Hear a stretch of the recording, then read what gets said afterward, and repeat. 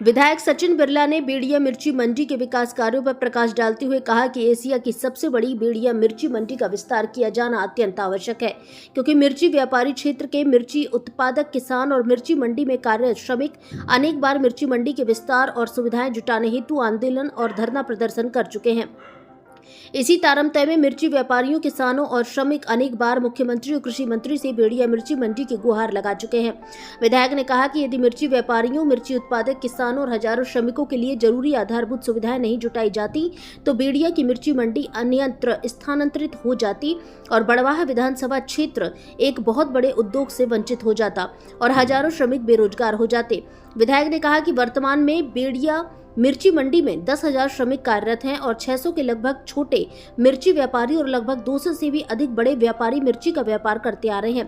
पूर्व में मिर्ची मंडी की जगह कम होने के कारण व्यापारी मंडी के आसपास की कृषि भूमि लाखों रुपए का किराया देकर अपने माल का भंडारण करने हेतु विवश होते थे। खुले खेतों में मिर्ची के भंडार लगाने के कारण चोरियों की वारदातों से व्यापारी और किसान त्रस्त थे।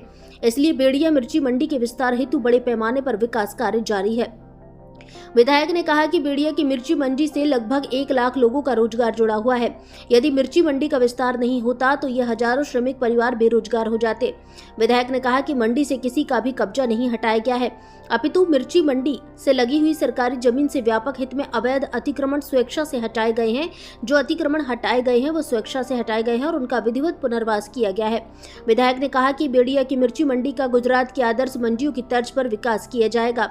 विधायक ने कहा कि मंडी स्थित तालाब को संरक्षित किया जाएगा। मंडी प्रांगण में छाया के लिए व्यापक स्तर पर वृक्षारोपण कार्य भी जारी है। विधायक ने कहा कि शासन बेड़िया मिर्ची मंडी को एशिया की सर्व सुविधा संपन्न मंडी बनाने के लिए संकल्पबद्ध है।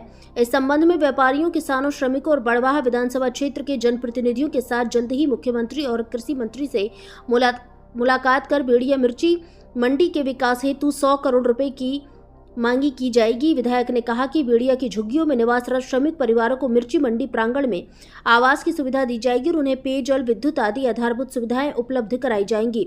विधायक ने कहा कि मंडी के सामने NVDA की भूमि पर किसानों के लिए पार्किंग व्यवस्था की गई है। भारत संवाद से सुधीर बैसवार की रिपोर्ट। जो जमीन अधिग्रहण की जा रही है उस पर स्थापित किसानों ने कब्जा हटाने के, बिना नोटिस दिए हटाने के आरोप लगाए हैं और साथ में पूर्व विधायक हितेंद्र सिंह सोलंकी भी उनके साथ थे। क्या कहना है इन आरोपों पर? सबको नोटिस प्रशासन ने दिए और इस समय एशिया की सबसे बड़ी मिर्च मंडी, जिस मंडी से 1 लाख श्रमिक, हमार, लौटी और व्यापारी, उनका परिवार का चूल्हा जल रहा है। एक बड़ी समस्या जमीन की थी। मात्र 11 एकड़ में 1 लाख लोगों को रोजगार देने वाली मंडी चल रही थी। आवंटित भूमि और प्रस्तावित भूमि दोनों पर अतिक्रमण था।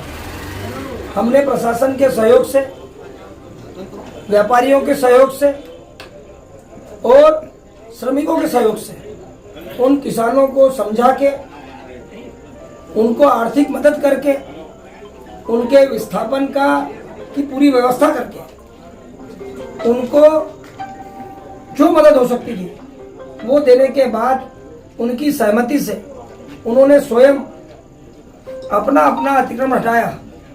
ये अतिक्रमण 49 एकड़ से हटा है। कुछ किसान रह गए हैं, वो आज ज्ञापन देने SDM ऑफिस आए थे।